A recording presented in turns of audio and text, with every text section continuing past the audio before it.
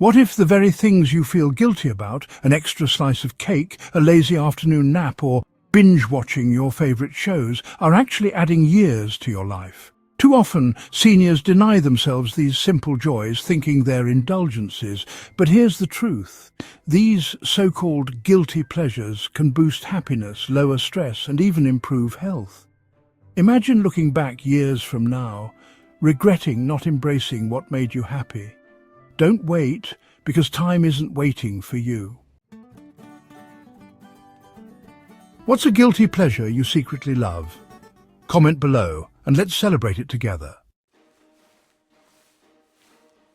Eudora, 74, spent most of her life believing enjoyment had to be earned. She had always been responsible, raising a family, managing finances, taking care of others. And as she aged, that mindset never left. She skipped dessert, feeling guilty about sugar. She avoided naps, convinced they were a sign of laziness. Even when she wanted to rewatch her favourite classic movies, she scolded herself for wasting time. But then something changed. One day she met an old friend, Celestine, who had always embraced life fully. Celestine laughed freely, enjoyed every bite of her favourite food, and took joy in small pleasures. Yet despite their similar ages, Celestine seemed healthier, more energetic, and undeniably happier. That conversation was a wake-up call for Eudora. She realized she had spent years denying herself joy that could have actually made her life richer and even healthier. She started making small changes, savoring a piece of dark chocolate without guilt, resting when she felt tired, and indulging in the little things that brought her happiness. And what happened? Her stress levels dropped, her mood improved, she felt alive again. The truth is, many seniors fall into the same trap, believing pleasure is something to feel guilty about. But what if these so-called guilty pleasures actually contribute to a longer, happier life?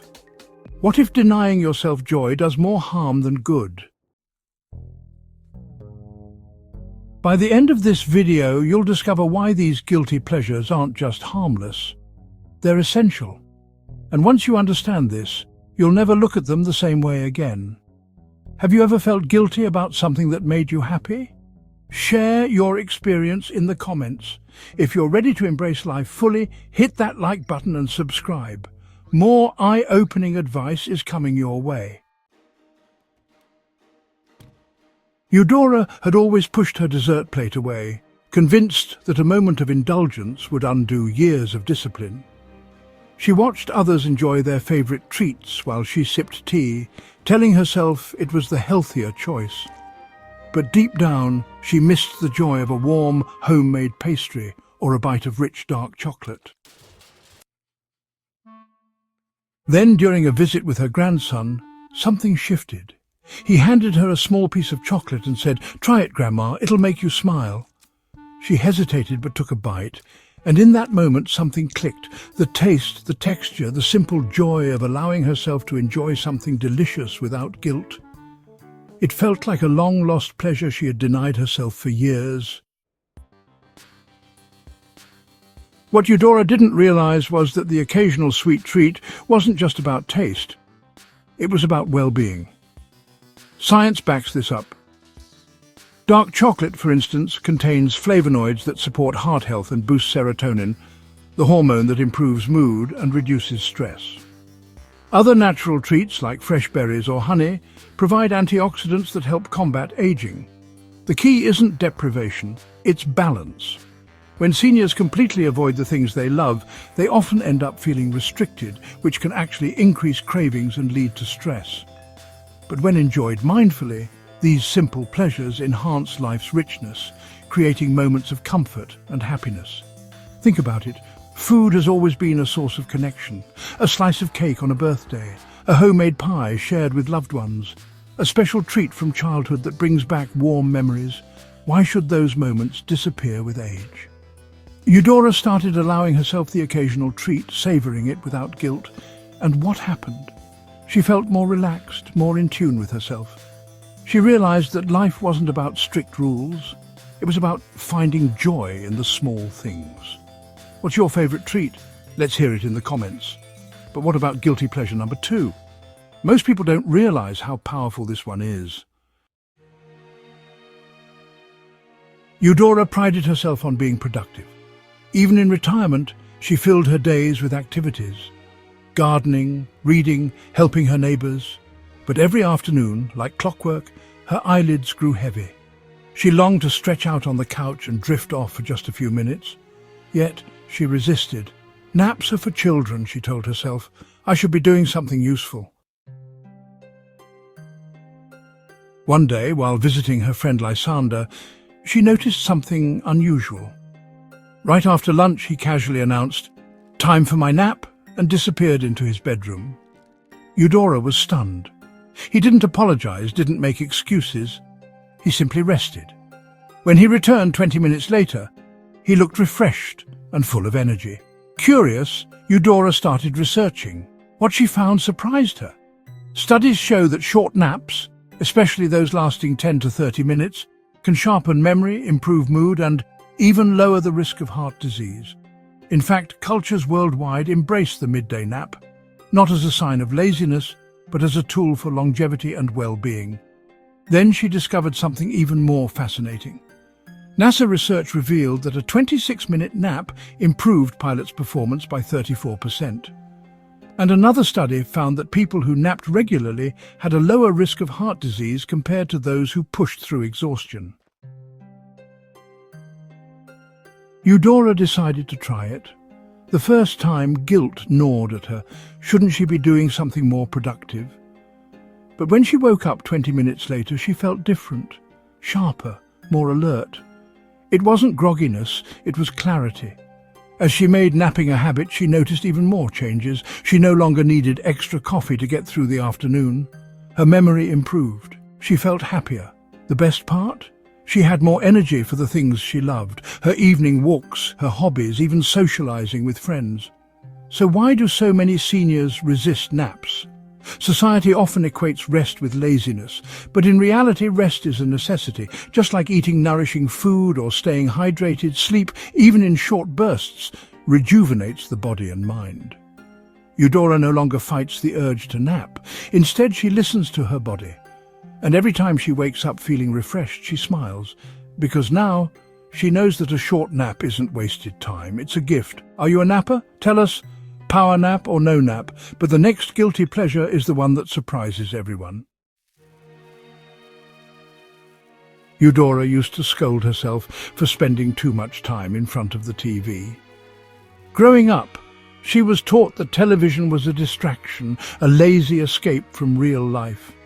So even when she longed to rewatch her favorite classic films, the ones that made her laugh, cry, and feel young again, she hesitated. I should be doing something more productive, she thought. That changed one evening when she visited her friend Thalassa. As soon as Eudora walked in, she found Thalassa curled up on the couch, completely immersed in an old black-and-white film. "This is my little ritual," Thalassa said with a smile. "Nothing relaxes me more." Eudora stayed to watch, and something magical happened. As the movie played, she felt a wave of nostalgia, a comforting reminder of carefree days, of laughter shared with loved ones, of memories she thought had faded. It wasn't just entertainment, it was an experience. Later, Eudora learned that watching familiar movies and TV shows isn't just a harmless indulgence, it's actually good for the brain. Studies show that engaging with familiar stories can reduce stress and boost dopamine, the brain's feel-good chemical. Rewatching favorite shows provides a sense of predictability and comfort, which can be especially beneficial in times of anxiety or loneliness. But there's more. Research suggests that seniors who engage with media they enjoy, whether it's a classic sitcom, a nature documentary, or a gripping drama, experience cognitive stimulation that keeps the brain active. In fact, watching well-crafted stories can enhance memory, empathy, and even problem-solving skills. One study from the University of California found that seniors who regularly engaged with storytelling, whether through movies, books, or TV series, showed improved memory recall compared to those who didn't. And another study revealed that watching uplifting content can reduce cortisol levels, the hormone linked to stress. The key, however, is choosing wisely. News overload and stressful content can do the opposite, raising cortisol levels and increasing worry. But light-hearted comedies, nostalgic classics and uplifting films, they act as a form of relaxation therapy. Eudora decided to let go of the guilt. She made a list of her all-time favorite movies and allowed herself to indulge without shame. She rediscovered the magic of stories, the thrill of a well-told tale, and the comfort of familiar characters. She even started a weekly movie night with friends, turning a once guilty pleasure into a shared joy. And something surprising happened. She noticed that after watching a feel-good film, she slept better. Her mind felt clearer. Even her conversations with friends became livelier as they reminisced about the movies they had grown up with.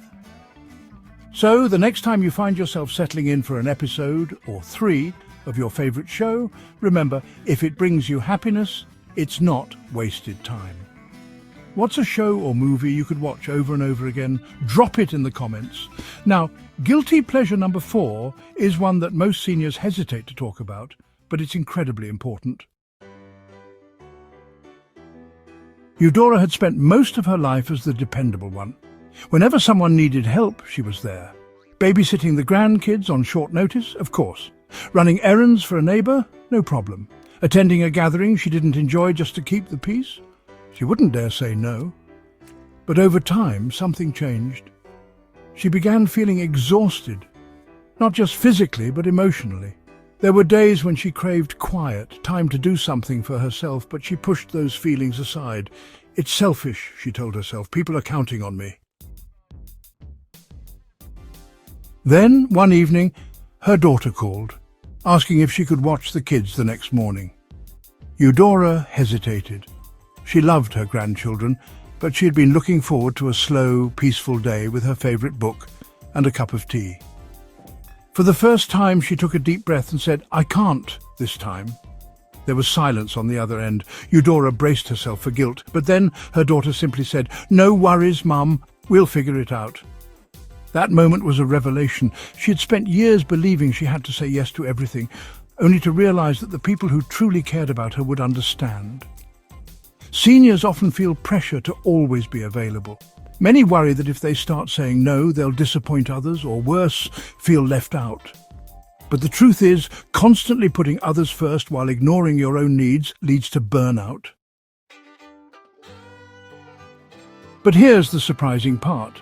Saying no actually strengthens relationships. When people set healthy boundaries, they communicate their needs honestly. This creates mutual respect and deeper connections. It also allows them to show up fully when they do say yes, without resentment, exhaustion or frustration. Eudora decided to start small. She learned to pause before agreeing to something, asking herself, "Do I really want to do this, or do I feel obligated?" She began prioritizing the activities that truly brought her joy: morning walks, reading, even simply sitting in silence with a cup of coffee. At first it felt uncomfortable, but soon something shifted. She no longer felt drained. She had more energy, and surprisingly her relationships improved. Her family and friends respected her time more, and she found that when she did say yes, she genuinely meant it. The biggest lesson? Saying no isn't rejection, it's self-care. It's about valuing your own time as much as you value others. And the people who truly love you? They won't leave because you set boundaries. In fact, they'll respect you more for it. So the next time you hesitate to say no, ask yourself, if you don't prioritize your own well-being, who will? Have you ever said no and felt relief? Let us know. And now, for the final guilty pleasure, the one that can truly change your life if you embrace it. Eudora had always been careful with money. She had spent years budgeting, saving, and making sure her family had everything they needed. Birthdays, holidays, unexpected expenses, she handled them all without hesitation. But when it came to spending money on herself, that was different. She would stand in a store, holding a beautiful scarf or a book she had been eyeing for months, and then put it back. "I don't really need this," she would think. "I should save the money for something more important." One day, her friend Alaric invited her to a small weekend retreat by the ocean. It was the kind of thing she would have turned down in the past, too indulgent, too unnecessary. But this time, something inside her shifted. Why not? So for the first time in years, she said yes to something just for herself. As she sat by the water, sipping tea and listening to the waves, she felt something she hadn't in a long time. Peace. No obligations, no guilt, just a simple moment of joy. And in that moment she realized something powerful. She had spent decades giving, saving and planning for the future. But when does it finally become okay to enjoy the life she worked so hard for? Seniors often hesitate to spend money on themselves. They worry about being responsible, about stretching their savings, about whether they deserve it. But the truth is, money is not just for survival, it's for living. Psychologists have found that spending money on experiences, whether it's a nice dinner, a short getaway or even a hobby, brings more long-term happiness than simply accumulating wealth. Research also suggests that intentional spending on things that bring joy can reduce stress, improve mental health, and even lead to a greater sense of fulfillment in later years. Of course, financial security is important, but being responsible with money doesn't mean never enjoying it. It means knowing when to invest in yourself. For Eudora, that weekend retreat was just the beginning. She started allowing herself small luxuries. A new book without guilt, a beautiful meal at her favorite restaurant, art classes that reignited an old passion. And instead of feeling regret, she felt alive. She realized that after years of providing for others, it was time to give herself something too. The permission to receive. So ask yourself, when was the last time you spent money on something that truly made you happy? Because you are worth it. What's one thing you've treated yourself to recently? Let's celebrate in the comments. Now let's wrap up with what Eudora learned after embracing these guilty pleasures. Eudora no longer carries the weight of unnecessary guilt. She enjoys her sweet treats without overthinking, takes her afternoon naps without apology, watches her favorite movies without judgment, sets boundaries without fear, and finally spends money on herself without regret. And you know what? She's happier for it, more relaxed, more fulfilled. She no longer sees these simple joys as indulgences, but as essential pieces of a life well lived. Because here's the truth. Guilty pleasures aren't guilty if they bring you happiness, reduce stress, and improve your well-being. Life is too short to deny yourself the small joys that make it worth living. So ask yourself, what guilty pleasure will you finally embrace today? Drop it in the comments, and let's celebrate the little things that make life special. If this video resonated with you, hit that like button and share it with someone who needs to hear this today. And don't forget to subscribe for more insights on living your best life after 60.